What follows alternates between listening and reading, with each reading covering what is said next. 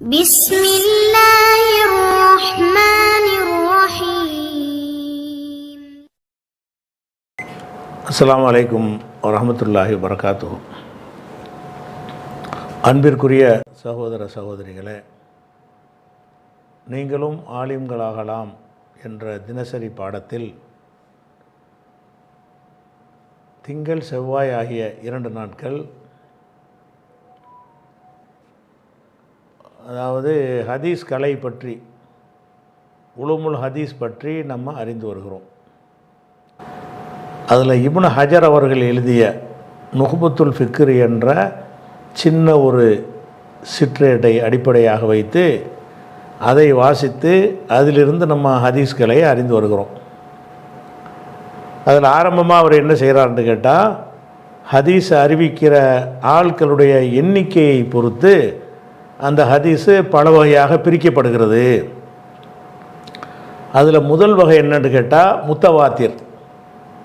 முத்தவாத்திர் என்றால் என்னன்னு கேட்டால், ஏராளமான பேர் அறிவிக்கிறது, எல்லா மட்டத்திலையும் ஏராளமான பேர் என்பது முதல்ல ரசூல்லாட்டிருந்து ஆரம்பித்து, ரசூல்லாவிடமிருந்து கேட்டது 100 பேர், அவங்கள்ட்டேருந்து கேட்டது 100 ஒவ்வொருத்தர்கிட்டருந்து கேட்டது 100 அல்ல ஒரு 50 அப்படி எல்லா மட்டத்திலையும் அதிகமான பேர்கள் அறிவித்து, அப்படி ஒரு புகாரி இமாமுக்கு ஒரு ஹதீஸ் கிடைச்சின்னு வைங்க. அதுக்கு பிறகு நூலாயிட்டதுனால அதுக்கு பிறகு அது எல்லாத்தையும் சேர்ந்துடும். நூலாக்குறதுக்கு முன்னாடி தான் இந்த சனதுகள் நம்ம பார்ப்போம். நூல் வடிகள் ஆக்குறதுக்கு முன்னாடி உள்ள காலத்தில் பல பேர் வழியாக ஒரு செய்தி அறிவிக்க எல்லா மட்டங்கள்லையும் அறிவிக்கப்படும் என்று சொன்னால் அதனுடைய நம்பகத்தன்மை அதிகம். அதனால் அதுக்கு பேர் முத்தவாத்திர். முத்தவாத்திர் என்றால் தொடர்ச்சியாக அறிவிக்கப்படக்கூடியதுன்னு கருத்தாக இருந்தாலும் அதை எதுக்கு சொல்லுவாங்கன்னு கேட்டால், சந்தேகத்திற்கு அப்பாற்பட்டது, சந்தேகத்திற்கு அப்பாற்பட்ட உறுதியான செய்தி. முத்தவாத்திருங்கிற ஹதீஸ்னு வந்துருச்சுன்னு சொன்னால் அதில் சஹீஹ் லைஃப்லாம் பார்க்க முடியாது. எல்லோரும் அறிவிக்கிறாங்க, ஆயிரக்கணக்கான பேர் அறிவித்தா ஒவ்வொருத்தருடைய வரலாறையும் தேடிக்கிட்டு இருக்க வேண்டிய அவசியம் இல்லை. இவ்வளோ பேர் அறிவிப்பதை எதை காட்டும் என்றால், அவங்க எல்லாரும் சேர்ந்து பொய் சொல்ல மாட்டாங்க அப்படிங்கிற அடிப்படையில் அது வந்துருங்கிறார். அந்த முத்தவாத்திர் என்று ஒரு செய்தியை சொல்வதாக இருந்தால் அதுக்கு 4 கண்டிஷன் இருக்குன்னு ஒரு இப்னு ஹஜர் சொல்கிறார். அந்த 4ல் 2 கண்டிஷன்னு பார்த்துட்டோம். அது என்ன 2 கண்டிஷன் கேட்டால், 1வது கண்டிஷன் ஒஹிய அததுன் கசீருன். அந்த 4 கண்டிஷனில் முதல் கண்டிஷன் எதுன்னு கேட்டால், அததுன் கசீருன், அதிகமான எண்ணிக்கையில் உள்ளதாக இருக்க வேண்டும். அகாலத்தில் ஆதத்து, நடைமுறை சாத்தியமற்றதாக ஆக்க வேண்டும். தவாத்துவகும் அலல் கிதிபி, அவர்கள் பொய் சொல்வதிலே ஒன்றுபட்டார்கள் என்பதை நடைமுறை சாத்தியமற்றதாக்கணும். நடைமுறையில் அப்படி சாத்தியம் இல்லை, 3 பேராக பொய் சொல்லுவாங்க அப்படிங்கிற மாதிரி இருக்கிற ஒரு எண்ணிக்கையில், எத்தனை நம்பர்னு சொல்லலை, அதிக நம்பருங்கிறதுல பெரிய சர்ச்சை பின்னாடி இருக்கிறது. அதிக நம்பர் என்பது ஒரு பொதுவான வார்த்தையை போட்டுட்டார். எவ்வளவு நம்பர் இருந்தால் இவங்கெல்லாம் பொய் சொல்ல மாட்டாங்க என்று நடைமுறையில் இருக்குமோ அந்த நம்பரில் உள்ளவங்க அறிவிக்கணும். இது முதல் கண்டிஷன்.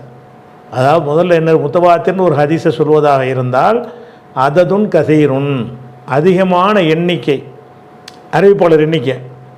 அந்த எண்ணிக்கை எவ்வளோ இருக்கணும்னு கேட்டால், அகாலத்தில் ஆதத்து, நடைமுறை நம்ம வழக்கம் அதை சாத்தியமற்றதாக ஆக்க வேண்டும், சாத்தியமற்றது என்று சொல்ல வேண்டும். தவாத்துவாகும் அனல் கிதிபி, பொய் சொல்வதில் அவர்கள் தவாத்துனா ஒன்றுபடுதல், அவர்கள் ஒன்றுபட்டிருப்பார்கள் என்பதை நடைமுறை சாத்தியமற்றதுன்னு சொல்லணும், அப்படி சாத்தியம் கிடையாதுன்னு சொல்லணும். அந்த மாதிரி ஒரு எண்ணிக்கையில் இருந்தால் தான் முத்தவாத்திர் என்பது சொல்லணும். அது முதல் ஷர்த்து.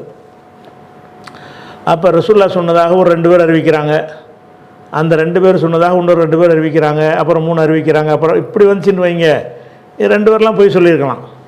அதனால் அது முத்தவாத்திரில் வராது. முத்தவாத்திர்னா என்ன இருக்கணும்னு கேட்டால், யாரிடமிருந்து யாருடைய செய்தியை பற்றி பேசுகிறோமோ அவரிடமிருந்து யார் வரைக்கும் அந்த ரெக்கார்டு பண்ணுறாரோ அவர் வரைக்கும் என்ன இருக்கணும்னு கேட்டால், ஏராளமான பேர் அறிவித்திருக்கணும். அந்த ஒரு செய்தியவே ரசூல்லா சொன்னதா இவரும் சொல்கிறாரு, ரசூல்லா சொன்னதா அவரும் சொல்கிறாரு, ரசூல்லா சொன்னதா இவரும் சொல்கிறாரு அப்படின்னு சொல்லி அதிகமான நம்பரில் உள்ளவங்க அறிவிக்கணும். இது முதல் ஷரத்தாக ஆக்கிட்டார். அதிக நம்பர் எத்தனை 10 20 30 40 50 பல கருத்துக்களை ஒவ்வொருத்தரும் சொல்லியிருக்கிறாங்க. பின்னாடி அதை விளக்குவோம், அதை பற்றி விளக்கிடுவோம். ஆனால் அதிக எண்ணிக்கைன்னு மட்டும் வச்சுக்கிறோங்க. அதிக எண்ணிக்கை இருக்கணும். அந்த அதிக எண்ணிக்கை எப்படி இருக்கணும்னு கேட்டால் இவ்வளோ பேர் தப்பாக சேர்ந்து போய் சொல்லுவாங்களா என்கிற அளவுக்கு இருக்கணும். அந்த அதிக எண்ணிக்கை எப்படிப்பட்டதாக இருக்கணும், இவ்வளோ பேர் சேர்ந்துக்கிட்டு இந்த செய்தி அறிவிக்கிறாங்கன்னு சொன்னால் எல்லாருமா பிளான் பண்ணி போய் சொல்லுவாங்க, அது உண்மையாக தான் இருக்கும் என்கிற அளவில் அந்த எண்ணிக்கை இருக்கணும். அதிக எண்ணிக்கை எத்தனைன்றது இந்த இடத்துல அவர் சொல்லலை. சரியா? அடுத்து முதல் கண்டிஷன் முத்தவாத்திருக்கு இது. சரி, அதிக எண்ணிக்கை இருக்குது. அதிக எண்ணிக்கை எங்கே இருக்கணும்னு கேட்டால், இப்போ நான் தான் ஒரு புகாரி கிதாப் எழுதுறேன்னு வைங்க, அல்லது திருமதி நான் தான் அந்த புக் எழுதுறேன்னு வைங்க, எனக்கு ரசூலுல்லாஹ்வுக்கு மத்தியில் ஒரு 10 பேர் 5 பேர் அறிவிப்பாளர் வரிசை வரணும். அந்த ஒவ்வொரு மட்டத்திலையும் இந்த அதிக எண்ணிக்கை இருக்க வேண்டும். கித்தாப் எழுதுனதுக்கு பிறகு பஞ்சாயத்து கிடையாது. கித்தாப் எழுதிட்டாங்கன்னா அது புகாரி கித்தாப்புன்னு ஆயிரம், உலகத்துலாம் தெரிஞ்சு போயிடும். நம்ம எல்லாரும் அது புகாரி தானே ஏற்றுக்கிட்டு இருக்கிறோம். அந்த மாதிரி வந்துடும். எழுத்து வடிவமாக ஆக்கப்படுவதற்கு முன்பு தான் இந்த ஒரு பிரச்சனை வரும். சனது சொல்லும். இப்போ புகாரிக்கு நம்ம சனதாக சொல்லிகிட்டு இருக்கிறோம். புகாரி தான் ஹதீஸுக்கு சனது சொல்லுவாரே தவிர நம்ம என்ன செஞ்சுருவோம், புகாரில் இருக்குன்றுவோம், அவ்வளோதான். அப்போ சனதுகள் சொல்ல வேண்டிய கட்டம் நூலாக்குற வரைக்கும் தான். நூலாக ஆக்கியது ரெக்கார்டு ஆகிடுச்சுன்னா அதிலேருந்து எடுத்து அறிவிக்கும் பொழுது நூலை சொன்னாலே போதும்னு வந்துடுது. அதனால் என்ன செய்கிறாருன்னா, ரெண்டாவது கண்டிஷன் என்னென்னு கேட்டால், ரவவ் தாலிக்க அந்த செய்தியை அறிவித்திருப்பார்கள் அன்மிஸ்லிஹிம் அவர்களை போன்றவர்கள் வழியாக.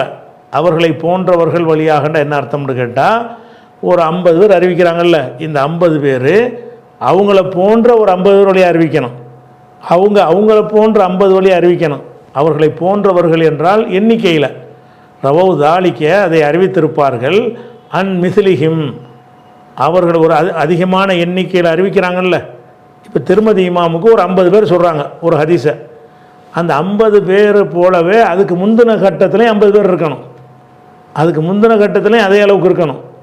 அதுக்கு முந்தின கட்டத்துலேயும் அதே அளவு இருக்கணும். மினல் இப்திதாயி இலல் இன்திஹாய். இப்திதான்னா துவக்கம், இன்திஹாய் என்றால் முடிவு. அப்போ இப்திதாங்கிறது எது? இப்போ திருமதி இமாம் எடுத்துக்கிட்டிங்கல்ல, அவர் தான் துவக்கம். அவருக்கு தான் அந்த ஹதீஸை பதிவு செய்கிறாரு. முடிவு என்ன? ரசூலுல்லாஹ். அப்போ இப்திதா ஆரம்பத்திலிருந்து கடைசி வரைக்கும், ஆரம்பத்தில் இருந்து கடைசி வரைக்கும் அதே போன்றவர்களாக இருக்கணும். அதிக எண்ணிக்கை என்ன இருக்கணும்? இங்கே முதல் திருமதியுடைய உஸ்தாது எத்தனை பேர் இருந்தாங்களோ அந்த உஸ்தாதுடைய உஸ்தாதும் அதே அளவுக்கு அதிகமாக இருக்கணும். அந்த உஸ்தாதுடைய உஸ்தாதுகளும் அதே அளவுக்கு இருக்கணும். அதே அளவுக்குன்னா அது அதிக எண்ணிக்கை இருக்கணும். இத்தனை நம்பர் வித்தியாசம் இல்லை, ஒரு 50 40 இருந்தாலும் பரவாயில்லை. அதாவது இவங்கெல்லாம் சேர்ந்து பொய் சொல்ல மாட்டாங்கங்கிற ஒரு நம்பர். அந்த நம்பர் எங்கே வரைக்கும் மெயின்டைன் பண்ணணும்னு கேட்டால், மினல் இப்திதாயி இலல் இன்திஹாயி, துவக்கத்திலிருந்து கடைசி வரைக்கும் இருக்கணும். அதான் முத்தவாத்திர். முத்தவாத்திர் என்று சொன்னால் ரொம்ப பேர் அறிவிக்கணும். ரொம்ப பேர் அறிவித்தல் என்று எங்கே இருக்கணும்னு கேட்டால், எல்லா மட்டத்திலையும் ரொம்ப பேர் அறிவிக்கணும். அனசு ரசூலுல்லாஹ் ஒரு ஹதீஸ் சொன்னாங்கன்னு அனசு சொல்லுவார். அனசு சொன்ன அதே செய்தி அபூ ஹுரைராவும் சொல்லுவார். ரசூலுல்லாஹ் சொன்னதாக ரசூலுல்லாஹ் சொன்னதாக அதே செய்தியை இப்னு அப்பாஸ்ன்னு சொல்லுவார். இப்படி ஒரு 5 பேர் சொல்லிட்டாங்கன்னு வைங்க. இந்த 5 பேரும் அடுத்த தலைமுறைக்கு அறிவிக்கும் போது ஒவ்வொருத்தருடைய சொல்லுக்கும் ஒரு 5 பேர் அறிவிப்பாங்க. இப்னு அப்பாஸ் சொன்னதாக ஒரு 5 பேர், இப்னு உமர் சொன்னதாக ஒரு 5 பேர், அவங்கள்ட்ட கேட்டவங்க அப்படி 5 பேர். 5 பேருங்கிற ஒரு ஒரு புரிந்து கொள்வதற்காக உள்ள நம்பரே கூடவும் இருக்கலாம்.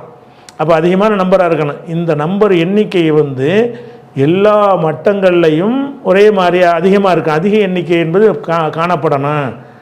எல்லாம் இங்கே 50 பேர் அறிவிச்சிட்டு 50 பேர் சேர்ந்து ஒரு ஆளுக்கு அறிவிச்சாங்கன்னு வைங்க, அந்த ஒரு ஆள் அப்புறமேல 50 பேருக்கு அறிவிச்சாருன்னு வைங்க, அந்த இடத்துல ஒரு ஆளுடைய அறிவிப்பு தான். ஒரு ஆள் போய் சொல்லலாம்ல, ஒரு ஆள் 50 பேர் பேரை பயன்படுத்தி போய் சொல்லலாம் இல்லையா? அது முத்தவாத்திரில் வராது. அங்கே 50 பேர் இருந்தாங்கன்னா அவங்கள்ட்ட கேட்டவங்க அதுக்கு நிகரான அது மாதிரியான அதிக எண்ணிக்கையாக இருக்கணும். அவங்கள்ட்ட கேட்டவங்களும் அதே மாதிரியான எண்ணிக்கையாக இருக்கணும். இப்படி ஆரம்பத்திலேருந்து கடைசி வரைக்கும். இது ஹதீஸாக இருக்கிறன்னா நம்ம ரசூலுல்லாஹ்வும் திருமதின்னு சொல்லிக்கிறோம். பொதுவான ஒரு செய்திக்கு நான் சட்டம், பொதுவான ஒரு செய்தி. இப்போ நான் தான் ஒரு செய்தியை சொல்கிறேன், நான் சொன்னதாக உங்களுக்கு ஒரு 10 பேர் வழியாக வருகிறது என்று சொன்னால், நான் சொன்னது எப்போ கன்ஃபார்ம் ஆகும்னு கேட்டால், நான் சொன்னதாக ஒரு 10 பேர் சொல்கிறாங்க, அந்த 10 பேர் சொன்னதாக இன்னொரு 10 பேர் சொல்கிறாங்க, அந்த 10 பேர் சொன்னதாக இன்னொரு 10 சொல்கிறாங்க, அப்புறம் உங்களுக்கு கிடைச்சின்னு சொன்னால் கண்டிப்பாக சொல்லித்தான் இருப்பார். 3 பேர் சொல்கிறாங்கல்ல, இது ஹதீஸுக்கு மட்டும்தான் கிடையாது, ஒரு செய்திக்கு. ஒரு செய்தி வந்து ஒரு இடத்துலேருந்து ஒரு இடத்துக்கு நீங்கள் பாஸ் ஆகி வருதுன்னு சொன்னால் ரொம்ப பேர் வழியாக வந்தால் அது டவுட் வராது தானே. நிறைய பேர் எல்லா மட்டத்திலையும் நிறைய பேர் சொன்னார்களே, ஆனால் அதில் என்ன வராது, டவுட்டு வராது. அப்போ 2வது கண்டிஷனு இது பார்த்தது தான், அது கொஞ்சம் ஆழமாக விளங்க வேண்டிய விஷயத்தினால திருப்பி ஒருக்கா சொல்கிறோம்.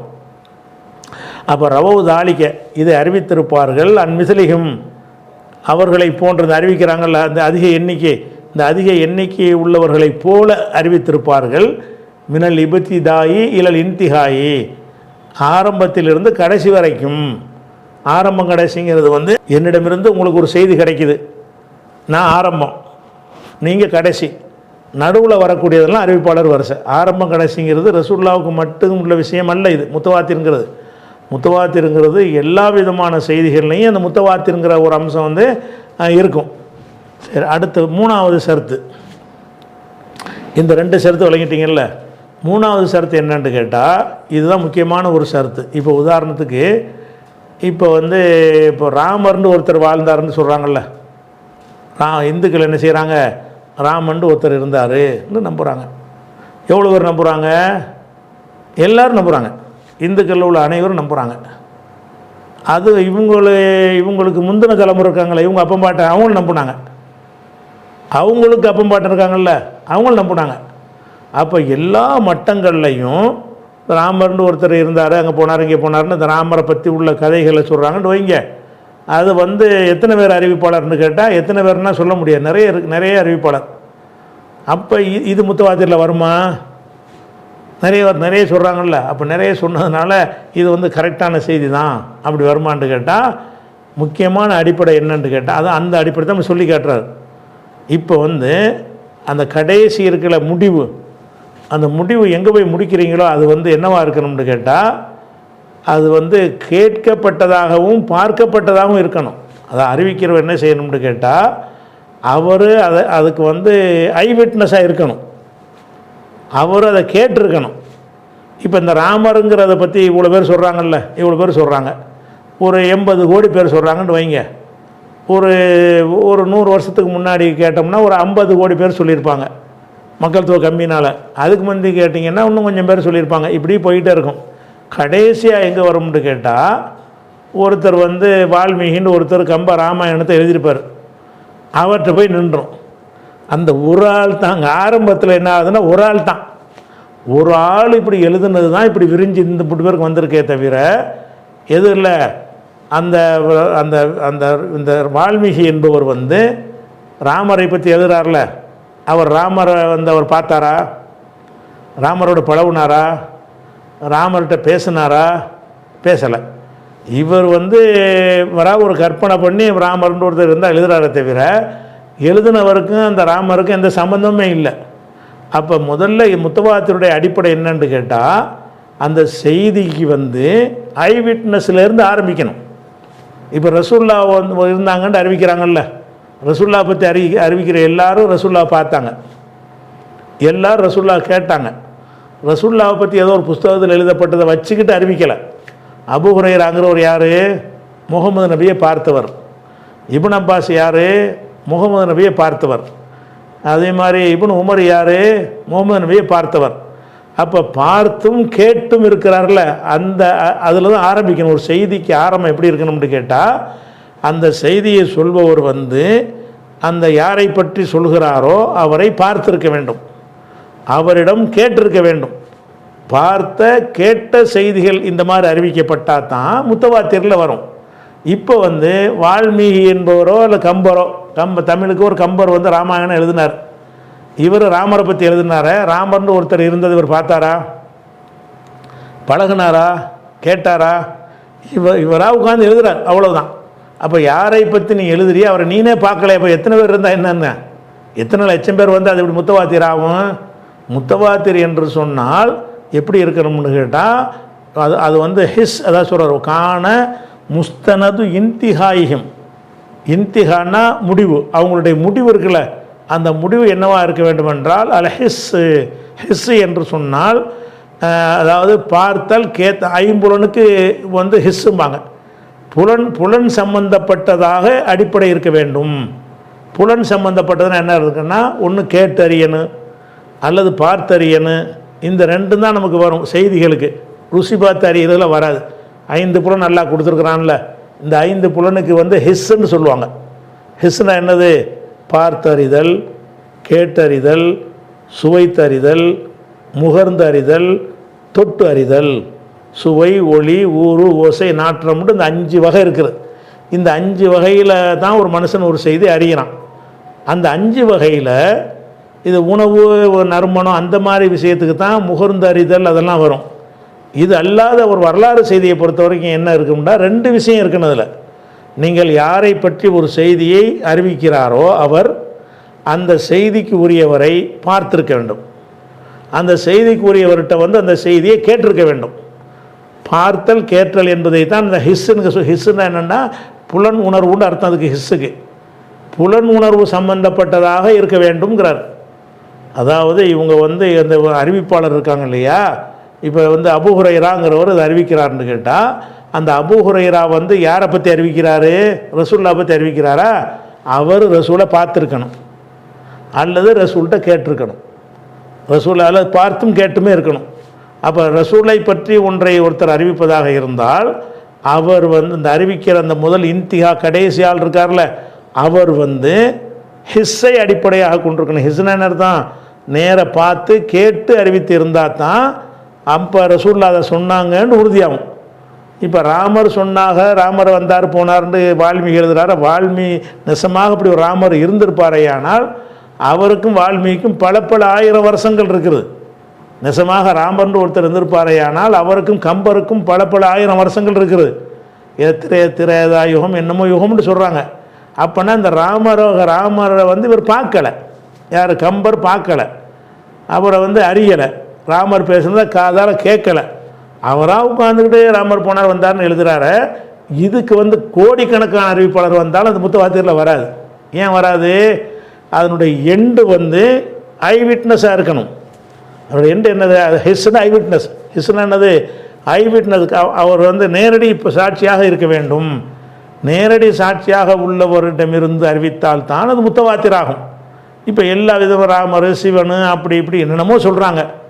இதனுடைய அறிவிப்பாளர் எவ்வளோ இருக்குது? நம்ம குரானுக்கு எவ்வளோ அறிவிப்பாளர் சொல்கிறோமோ அதை விட ஜாஸ்தி அதுக்கு அறிவிப்பாளர் இருக்கும். குரானுக்கு நம்ம அறிவிப்பாளர்னு சொல்கிறோமே அதை விட ஜாஸ்தியாக இதுக்கு இருக்குங்க. இந்த ராமாயணம், மகாபாரதம் இதுக்கெல்லாம் அறிவிப்பாளர் என்ன மக்கள் தொகையில் அவங்க ஜாஸ்தியாக இருக்கிறதுனால இந்தியாவுக்கு அவங்களுக்கு ஜாஸ்தியாக தான் இருக்கும். ஆனால் அதில் என்ன இருக்காதுன்னு கேட்டால், யாரை பற்றி அவங்க அறிவிக்கிறாங்களோ அதை வந்து அதை கடைசி ஆள் இருக்கார் இல்லையா, அவர் பார்த்துருக்க மாட்டார், அவர் கேட்டிருக்க மாட்டார். அவராக உட்காந்து ஐடியா பண்ணி கற்பனை பண்ணி சிந்தனை பண்ணி அவராக வந்து என்ன செய்வார்? எழுதி கொள்வாரே தவிர அப்படி வந்து ஒருத்தர் சிந்தித்து எழுதினதை வைத்து நீங்கள் கோடிக்கணக்கான பேர் அறிவிக்கிறீங்க. அப்போ ராமர் இருந்தார் என்பதற்கு எந்த ஒரு சாட்சி கூட இதுக்கு இல்லை. நிறைய ஒரு அறிவிப்பாளர் கூட இது வரமாட்டார். ஏன்? இந்த கம்பர் என்பவர் ராமர் பார்க்கலையா? வால்மீகி என்பவர் ராமரை பார்க்கலையா? துளசிதாசருங்கிறவர் ராமனை பார்க்காமலே ராமாயணம்னு எழுதுனாங்க. அப்படி இருக்கும் என்று சொன்னால், ஒருத்தருடைய செய்தியை எழுதுகிறாங்க என்று சொன்னால், யாரை பற்றி பேசுகிறார்களோ யாரை பற்றி எழுதுகிறார்களோ அவர்களோடு இந்த முதல்ல எழுதுகிறாள் இருக்கார்ல, அது முடிவில் கடைசியில் வரக்கூடிய ஒரு ஆள், அவர் வந்து என்ன இருக்கணும்னு கேட்டால் நேரடி தொடர்பில் இருக்க வேண்டும். ஹிஸ்னா நேரடி தொடர்பில் இருக்க வேண்டும். அதாவது அவரை பார்த்தோ கேட்டோ இருக்க வேண்டும். இது 3வது கண்டிஷன். இந்த கண்டிஷன் வந்து ரசூலுல்லாஹ்வுடைய ஹதீஸுக்கு மட்டும்தான் வரும். வேறு உதாரணமாக வந்து ஈசா நபி சொன்னாங்கன்னு பைபிள் எழுதி வச்சுக்கிறாங்க. இதுதான் பைபிள்னு கிறிஸ்தவர்கள்லாம் நம்புகிறாங்க. ஒவ்வொரு கட்டத்திலையும் கோடிக்கணக்கான பேர் நம்புகிறாங்க. இந்த 2024 கோடி பேர் நம்புவாங்க, பல கோடி நம்புவாங்க, 2000 பல கோடி பேர் நம்புவாங்க. இப்படியே போயிட்டு வந்தீங்கன்னா பல கோடி பேர் தான் நம்பிக்கிட்டு வருவாங்க. கொஞ்சம் கொஞ்சமாக குறைஞ்சிக்கிட்டே வரும். அப்படி வந்தாலும் கடைசியாக எங்கே போய் முடியும்? மத்தேயுன்னு ஒரு ஆள் எழுதினார்னு வந்து முடியும். மார்க்கு என்று ஒருத்தர் எழுதியதாக முடியும். லூக்கான்னு ஒருத்தர் எழுதியதாக அது முடிவு வரும். யோவான் எழுதினதாக வரும். இவங்க யாரும் இயேசுவை பார்த்தது கிடையாது. இயேசுவை பற்றி எழுதினார்கள். இயேசுவை பற்றி எழுதியதில் வந்து நேராக பார்த்து எழுதியிருந்தால் கூட அது ஒருவருடைய அறிவிப்பாக தான் இருக்கும். இவர் மாதிரி 100 பேர் பார்த்து அறிவிக்கணும், முத்தவாத்திரில் வராது. இப்போ இயேசுவை பற்றி மத்தேயு என்பவர் எழுதுகிறார், ஒரு சுவிசேஷம் எழுதுகிறார். ஏசு அங்கே போனார், இங்கே போனார், கப்பலில் ஏறினார், மீன் பிடிச்சார், அப்படியா இப்படியான்னு அவரை பற்றின சம்பவங்கள் எழுதுகிறார்னு சொன்னால் இந்த மத்தேயு என்பவர் வந்து இயேசுவை பார்த்தவர் இல்லை. இயேசுடைய அந்த 11 சீடர்களில் இவங்க யாரும் கிடையாது. அப்படி இருக்கும் பொழுது இவர் இயேசுவை பற்றி கேள்விப்பட்டது எழுதினாரே தவிர இவருக்கு என்ன இல்லை, ஐ விட்னஸ் கிடையாது. இவர் வந்து அவரை சந்திக்கலை. இயேசு கப்பலில் ஏறினது இவர் பார்க்கலை. இயேசு மீன் பிடிக்க கற்றுக் கொடுத்தாருங்கிற இவர் பார்க்கலை, யாராவது சொன்னதை கேட்டு எழுதுறாரு. அப்படிங்கும்போது இதில் வந்து கோடிக்கணக்கான பேர் பின்னாடி அறிவித்தாலும் சரி தான், இதில் வந்து 2 பலவீனம் இருக்குது. ஒன்றாவது, இவர் ஒருத்தர் தான் அதை எழுதுறாரு, ஒரு ஆள் தான், பல பல பல அறிவிப்பாளர் வரல. அந்த ஒருத்தரும் கூட என்னவா இருக்காருன்னு கேட்டால் இயேசுவை பார்த்தவரா இல்லை. அந்த ஒருத்தர் அறிவிக்கிறாரே, பைபிளை பற்றி அறிவிக்கிறார், அவர் இயேசுவை பார்த்தவரானா பார்க்கலை. அப்போ ஒரு ஆள் சொன்னதைத்தான் இப்படி விரிஞ்சு நிறைய வந்திருக்கே தவிர ஒவ்வொரு மட்டத்திலையும் அதிகமான பேர் சொல்லவில்லை, அதிகமான பேர் சொல்ல கிடையாது. இப்போ குரான் வந்து ரசூல்லா வந்து இறை வேதம்னு சொன்னார்கள்ங்கிறோம். அதை குரானை இறை வேதம்னு சொன்னார்கள் அறிவிக்கிற ஆள் யார்? முகமது நபி பார்த்த ஆளுக்கு, முகமது நபியோட பழகுன ஆளுக்கு, அவங்கள்ட்ட கேட்ட ஆட்களை பல பேர் அறிவிக்கிறாங்க. கேட்ட ஆட்கள் என்ன செய்கிறாங்க, இப்போ நான் பார்த்துனா அப்படி ஒட்டுமொத்த சமுதாயமும் அறிவிக்கிறாங்க.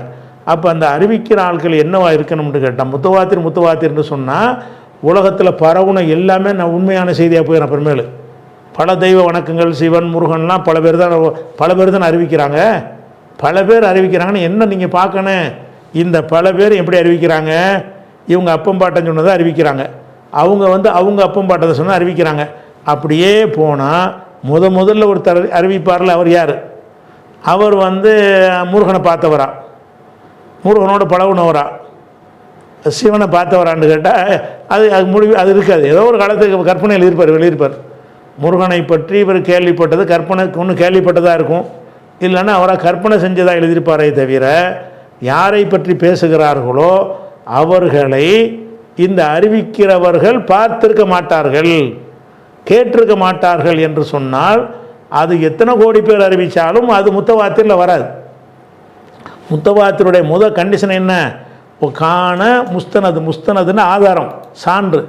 முஸ்தனது இன்திஹாயிகும், அவர்களில் கடைசி இருக்கிற முடிவு, அந்த முடிவில் உள்ள அந்த சான்று எப்படி இருக்க வேண்டும் என்றால் அல் ஹிஸ்ஸு, நேரடி சாட்சியாக இருக்க வேண்டும். ஹிஸ்னது ஐ விட்னஸ், நேரடி சாட்சியாக இருக்க வேண்டும். அப்போ ஒருத்தரை பற்றி அறிவிக்கிறார்னு யாரை பற்றி வேணாலும் அறிவிக்கட்டும். யாரை பற்றி அறிவித்தாலும் திருக்குறளை, திருவள்ளுவரை பற்றி ஒரு செய்தி அறிவிக்கிறாங்க. யார் அறிவிக்கிறா? திருவள்ளுவருடைய மாணவரா? அந்த மாணவர்களில் பலரா? அவர் ஏடு எடுக்கிறாங்க, இது தான் எழுதியிருப்பாராங்கன்னு வேணால் கற்பனை பண்ணி சொல்கிறாங்க. அவரை யாரும் பார்த்தது கிடையாது. அந்த திருவள்ளுவருடைய கதைகளை சொல்கிறாங்கல்ல, அவர் அப்படி போனார் இப்படி போனார், அவருக்கு மனைவி வாசுகிட்டு இருந்தாங்க அப்படின்லாம் சொல்கிறாங்கல்ல, அப்படின்னு சொல்வதையெல்லாம் அறிவிக்கிறாள் யார்? யாரோ ஒரு ஆள் அறிவிப்பார். அவரை திருவள்ளுவரை பார்த்தவராக இருக்க மாட்டார், கண்ணால் பார்த்து அறிவித்தவராக இருக்கவே மாட்டாங்க. இந்த அம்புட்டு எந்த ஒரு செய்தியிலையும் அதான் இஸ்லாமிய ஹதீஸ் கலைக்கும் உலகத்தில் உள்ள மற்ற அறிவிப்புகளுக்கும் வித்தியாசம். எல்லாமே வந்து நேரடி பார்த்தவர் தான், நேரடி தொடர்பு தான். அப்படி உள்ளது தான் என்ன செய்வாங்க, அறிவிக்கக்கூடியவர்களாக இருப்பாங்க. அப்போ நீங்கள் உலகத்தில் உள்ள அம்புட்டு செய்தியுமே நீங்கள் வந்து அதிகமான அறிவிப்பாளர் வர்றதுனால ராமர் உண்மைதான், சிவன் உண்மைதான், முருகன் உண்மைதான்னு நீங்கள் சொல்ல முடியாது. ஏன்? இந்த அதிகமான எண்ணிக்கைங்கிற அந்த கண்டிஷன் இருக்கிறது, இந்த 3வது கண்டிஷன் இல்லை. 3வது கண்டிஷன் இது, இந்த 2 கண்டிஷன் இருக்கிறது. அதிகமான முதல் கண்டிஷன் என்ன? நிறைய நம்பர் அறிவிக்கிறாங்க. ராமர் இருந்ததாக அறிவிக்கிறது 80 கோடி மக்கள் அறிவிக்கிறாங்க. இந்த 80 கோடி பேருக்கும் 50 கோடி மக்கள் அறிவித்தாங்க. அப்படிங்கும்போது போதுமான நம்பர் இருக்குது, அந்த ஓகே, முத்தவாத்திற்கு ஒரு கண்டிஷன் ஓகே. 2வது கண்டிஷன் என்னென்னு கேட்டால், ஆரம்பத்திலேருந்து கடைசி வரைக்கும் அந்த எண்ணிக்கை இருக்கணுங்கிறீங்க. ஆரம்பத்துலேருந்து கடைசி வரைக்கும் இருக்காது, கடைசியில் போய் கம்பர்னு முடிஞ்சிடும். அங்கே ஒரு 10,000 கம்பர் உட்காந்துக்கிட்டு எழுதியிருக்க மாட்டாங்க, ஒரு 100 கம்பர் இருக்க மாட்டாங்க. அங்கே ஒரு ஆள்கிட்ட தான் முடியும். இவ்வளோ பேர் போய் இந்த கம்பர்னு ஒருத்தர் எழுதினார், அவ்வளோதான். கம்பர்னு ஒருத்தர் எழுதினாருங்கிறதுக்கு தான் அது வருமே தவிர அந்த ராமருக்கு உள்ள செய்திக்கு என்னையில் அதிக அறிவிப்பாளர் கிடையாது, ஒரு அறிவிப்பாளர்லாம் முடிகிறது. சரி, அந்த ஒரு அறிவிப்பாளராவது நேர பார்த்தவரா? அப்போ இந்த ரெண்டாவது ஷரத்து இருக்குல்ல, ரெண்டாவது ஷரத்துலேயே இது அடிபட்டு போயிடுது. எது? இந்த உலகத்தில் அதிகமான பேர் அறிவிக்கிற செய்திகள் இருக்குல்ல, இந்த எல்லா செய்திகளுக்குமே ஆதாரம் என்னவாக இருக்கும்னா ஒரு ஆளாக தான் இருப்பார். யார் அந்த புஸ்தகத்தை மகாபாரதம்ன்றதை யார் எழுதினாரோ அவர் தான் அதனுடைய ஒரே அறிவிப்பாளர். கம்ப ராமாயணத்தை யார் எழுதினாரோ 3 பேர் எழுதினார் சொல்கிறாங்க. துளசிதாசர், வால்மீகி, கம்பர்னு எழுதினாங்களா. ராமாயணத்தை யார் எழுதினார் சொல்கிறாங்களோ அந்த ஒரு ஆள் தான் கடைசியில் போய் நிற்பார். ஒரு ஆள் வழியாக அறிவிக்கப்படுறதுனால அது முத்தவாத்திராக இருக்காது. அந்த ஒரு ஆளும் கூட என்னவா இருக்க மாட்டார்னு கேட்டால், யாரை பற்றி எழுதுகிறாரோ யாரை பற்றி பேசுகிறாரோ அவரை சந்தித்தவராக இருக்க மாட்டார். அவருடைய காலத்திற்கும் இவருடைய காலத்துக்கும் பல லட்சம் ஆண்டுகள் வித்தியாசம் உள்ள ஒரு விஷயமாக இருக்கும். ஹிஸ் இருக்காது. ஹிஸ்னா என்ன அர்த்தம்? அதாவது கண்கூடாக உள்ளதுக்கு ஹிஸ்ஸும்பாங்க. காண முஸ்தனது இன்திகாயிகம், அவங்களுடைய முடிவு இன்திகான கடைசி, அந்த கடைசியில் உள்ள சான்று அல் ஹிஸ்ஸு, அதாவது கண்கூடாக காண்பதாக இருக்க வேண்டும். கடைசியாக உள்ள ஒரு ஆள் என்னவா இருக்குன்னு அறிவிக்கிறார். கடைசின்னா முதல்னு வச்சுக்கிறோங்க. இங்கேருந்து பார்த்தா கடைசி, அங்கேருந்து பார்த்தா முதல். அப்போ கடைசியாக உள்ள ஆள் கம்பர். இங்கேருந்து போய்கிட்டே வந்தீங்கன்னா கடைசி ஆள் யார்? கம்பர். அல்ல அங்கேருந்து வந்தீங்கன்னா அவர் முதலாக வருவார், நாங்கள் கடைசியால் வந்துடுவோம். அப்போ கடைசி முதல்ங்கிறது எங்கேருந்து பார்க்குறோங்கிறத பொறுத்த ஒரு விஷயம். இப்போ கடைசிங்கிறது யார்? இப்போ கம்பர் தான். ராமனை பற்றி தமிழனுக்கு சொன்னது யார்? கம்பர் சொன்னார். அப்போ இங்கேருந்து 1000 பேராக வந்து கடைசியில் யார்கிட்ட போய் முடியுதுன்னு கேட்டால் கம்பர் சொன்னார். ராமர் அங்கே போனார், ராமர் இங்கே போனார், ராமர் வில்ல உடைச்சார், ராமர் ஜானகியை கல்யாணம் பண்ணார், ராமர் காட்டுக்கு போனார், ராவணனோட சண்டைக்கு போனார். இது எல்லாத்தையும் சொல்கிறவர் யார்? ஒரு ஆள் தான் சொல்கிறார். கம்பர் சொல்கிறார். இவ்வளோ கம்பர் சொல்கிறாரு, ஒரு ஆள் சொல்லிட்டு போகிறாரு. அந்த ஒரு ஆளாவது கம்பரோட இருந்தவரா? கம்பர் காலத்தில் வாழ்ந்தவரா? கம்பரை பார்த்தவரா? இல்லை. அது எத்தனை திரேதாயுகம்ங்கிறாங்க. பல லட்சம் வருஷத்துக்கு முந்தி உள்ள ஒரு செய்தியை இவர் ஊகம் பண்ணி கற்பனையாக கேள்விப்பட்டு வச்சு எழுதுறார். அப்போ இதில் ஒரு ஆளாக இருக்கிறதுனாலையும் அது மைனஸாக போயிடுது. நிறைய பேர் அறிவிக்கிறாங்கன்னா இங்கே தான் நிறைய பேர் 80 கோடி பேர் அறிவிக்கிறாங்க கீழ் மட்டத்தில். மேல்மட்டம் போக போக அப்படி பிரமிட்டு மாதிரி சுருங்கிக்கிட்டே போய் கடைசியில் கம்பர்கிட்ட போய் முடிஞ்சிடும், வால்மீகிட்ட போய் முடிஞ்சிடும், ஒரு ஆள்கிட்ட முடிஞ்சிடும். அந்த ஒரு ஆளாச்சு நேரடியாக பார்த்துருப்பாரா? யாரை பற்றி பேசுகிறார்? அவரை. கம்பராமாயணம் கம்பரை பற்றி தானே பேசுது.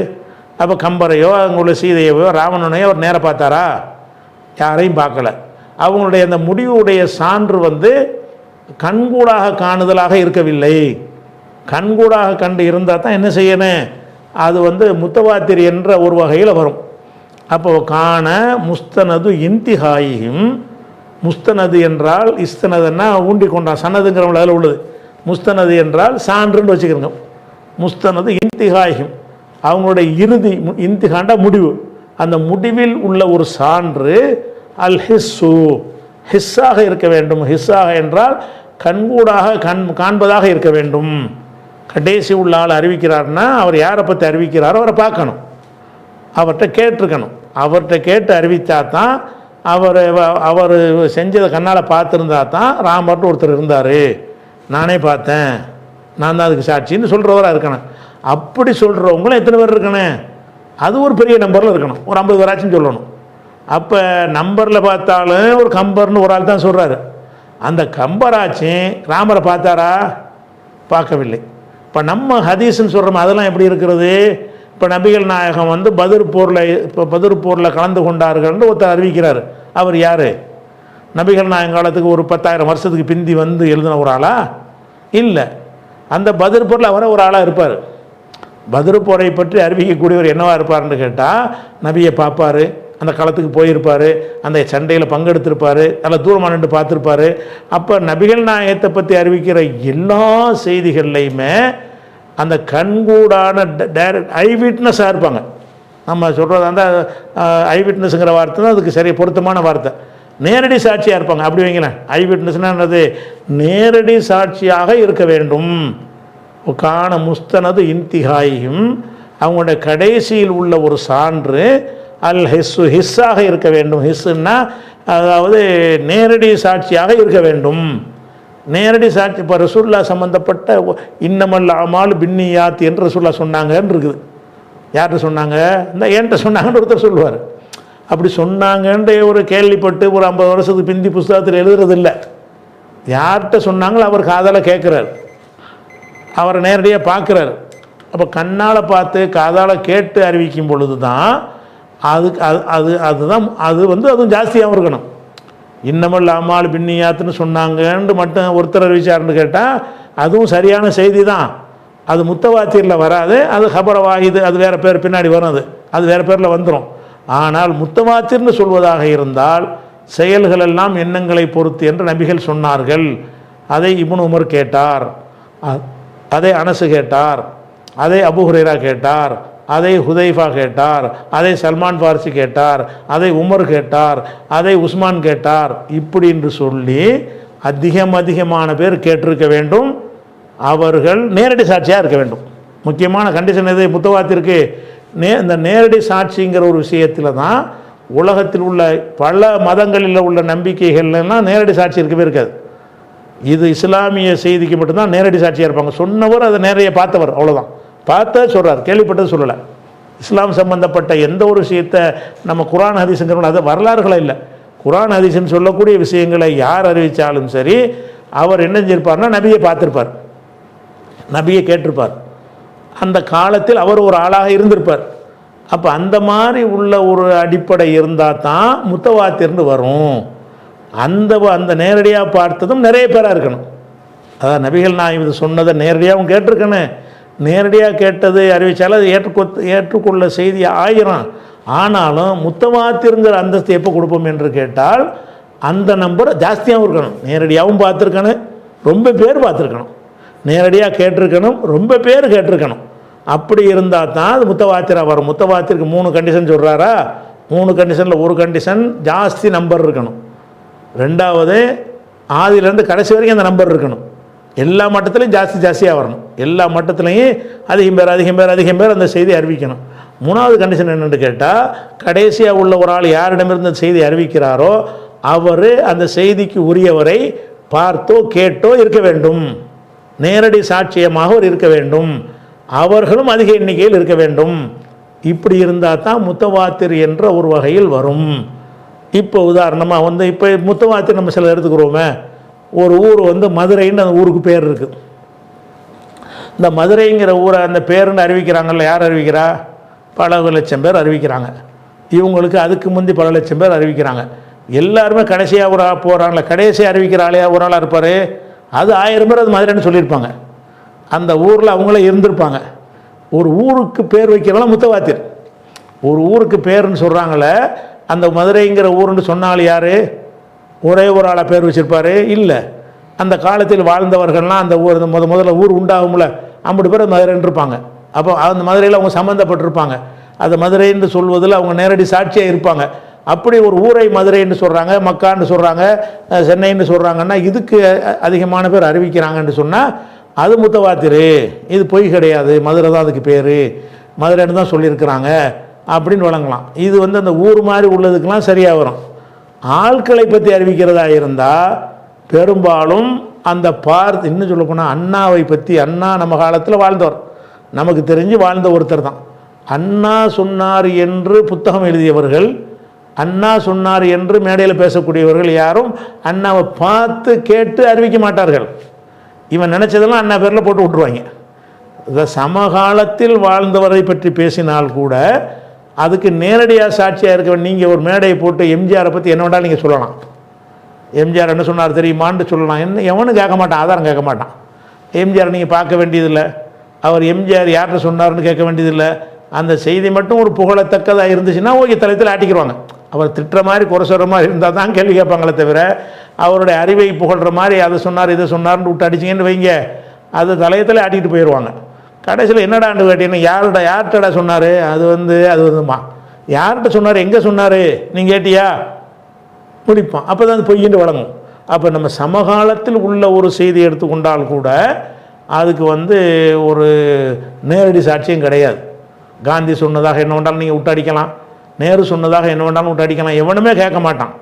அப்போ அந்த மாதிரி உள்ள ஒரு விஷயமாக இருக்குது. ஆனால் கடந்த காலத்தில் உள்ள விஷயத்துக்கு வந்து அறவே இருக்காது, எல்லாம் கற்பனை தான். எவனோ ஒருத்தன் கற்பனை பண்ணி ஒன்றை எழுதியிருப்பான், அது அந்த புஸ்தகம் பரவி போய் எல்லாருக்குமே சென்றடைஞ்சிருக்கு. உடனே எல்லா மக்களும் அதை உண்மையை நம்பி இருக்கிறாங்கங்கிற காரணத்தினால அப்படி ஒருத்தர் வாழ்ந்தார் என்பது ப்ரூஃப் ஆகாது. ராமர்னு ஒருத்தர் வாழ்ந்தார்னு ப்ரூஃப் ஆகுமான்னா எப்போ ப்ரூஃப் ஆகும்? அந்த ராமரை பார்த்தவர் யாருன்னு நீ சொல்லணும். அந்த கிருஷ்ணர் இருந்தார்ல, மகாபாரத யுத்தத்தில் கிருஷ்ணர் வந்தார், அதை பார்த்தவர் யார்? அதனுடைய அறிவிப்பாளர் யார்? அவரிடம் இருந்த செய்தியை கேட்டவர் யார்? யாருமே கிடையாது. இத்தனை லட்சம் வருஷத்துக்கு முன்னாடி நடந்துச்சு என்று சொல்லி இன்னைக்கு லட்சம் வருஷத்துக்கு பின்னாடி உள்ளவங்க வந்து ஒன்றை எழுதுகிறான்.